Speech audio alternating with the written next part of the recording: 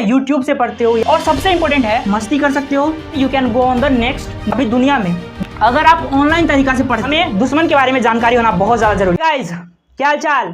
तो अगर आप क्लास 11th के अंदर हो या फिर एम आपका है नीट 2026 के अंदर एक अच्छा स्कोर करने का, तो मैं आपको बता दूं कि आज ऑनलाइन हो या ऑफलाइन दोनों अप्रोच के थ्रू मैं आपको बताऊंगा कि कैसे आप अपने सिलेबस को मेंटेन करते हुए स्कूल वाले क्लास को मेंटेन करते हुए आप अच्छा स्कोर कर सकते हो। ध्यान रखना ये जो भी है वो एक प्रैक्टिकल अप्रोच होगा आपके लिए। इसमें कोई मैं ऐसा नहीं बताने वाला कि बिना मेहनत के ही आप ये कर लोगे।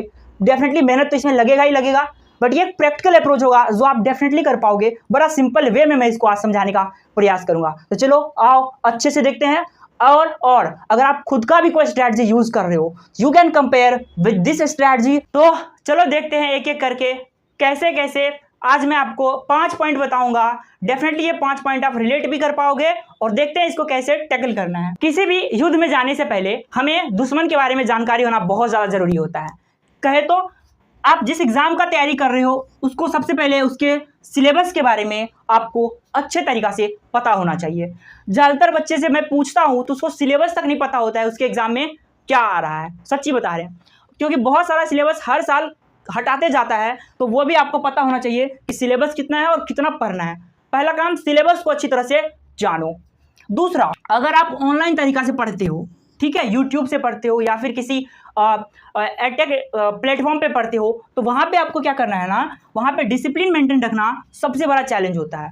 अगर मुझसे अगर कोई पूछे अभी दुनिया में छोड़ो, अभी इंडिया के अंदर जो सबसे ज़्यादा ऑनलाइन पढ़ने में दिक्कत होता है तो वो होता है डिसिप्लिन को मेंटेन करना during online lecture. Per day कितना लेक्चर करना है वो गोल सेट करो। मेरा रिकमेंडेशन होगा कि आप 3 लेक्चर पर डे करो, मिनिमम 2 तो कर ही करो। 3 लेक्चर आप पर डे करो। फिजिक्स, केमिस्ट्री, बायो 3 लेक्चर आपको करना ही करना है, एक एक तीनों का।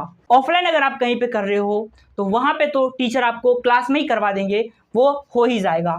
ऑनलाइन है भैया कि 3 लेक्चर पर डे लगाना है।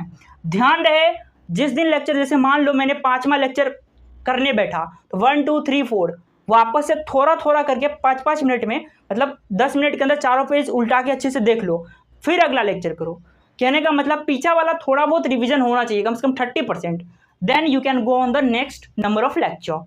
We have definitely follow it कि 7 दिन के अंदर सिर्फ आप 5 दिन लेक्चर किया करो। सिर्फ 5 दिन, ध्यान से सुनो, 2 दिन लेक्चर नहीं करना है, सिर्फ 5 दिन लेक्चर करो, इनफ है।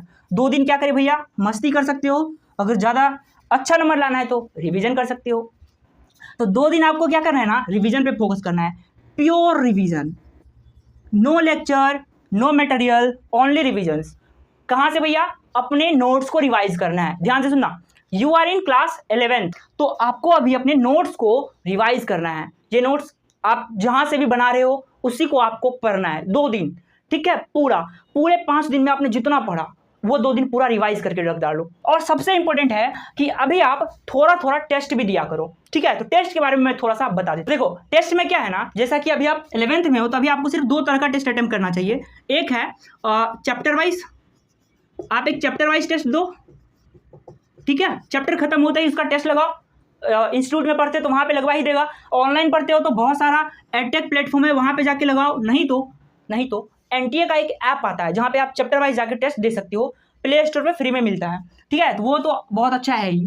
ऑफलाइन कर रहे हो तो बहुत अच्छा है। टेस्ट चैप्टर वाइज तो समझ गए भैया, एक यूनिट वाइज टेस्ट भी होता है, वो भी लगाओ। यूनिट वाइज, जैसे मान लो फिजिक्स के अंदर तुमने ऑप्टिक्स पढ़ लिया, सॉरी वो तो 12th में है ना। तो मान लो मैकेनिक्स सपोज करो तुमने पढ़ लिया, पूरा मैकेनिक्स तुमने कर लिया, या हीट एंड थर्मोडायनामिक्स तुमने अच्छे से कर लिया, तो उसका यूनिट वाइज जाके टेस्ट लगाओ, ठीक है। बहुत ज़्यादा जरूरी है। एक और तरह का टेस्ट होता है फुल सिलेबस, जो अभी तुम्हें नहीं देना है क्योंकि वो मिलेगा कहाँ पे, तो जब आप नीट का फाइनल पेपर देने वाले होगे उससे पहले उसको करना होता है। तो अभी 2 तरह का टेस्ट लगाओ, एक चैप्टर वाइज, दूसरा यूनिट वाइज। होप कि ये जो 5 पॉइंट आपको हेल्प कर रहा होगा। अगर एक भी इसमें लगा कि हाँ भैया ये अच्छा है, कमेंट करके ध्यान से जरूर बताना कि भैया ये वाला पॉइंट अच्छा लगा, और कोई रिकमेंडेशन हो कि भैया ये वाला भी ऐड किया जा सकता है, या इस टॉपिक पे बताइए इसको कैसे करना है। You can comment, I will definitely answer your question.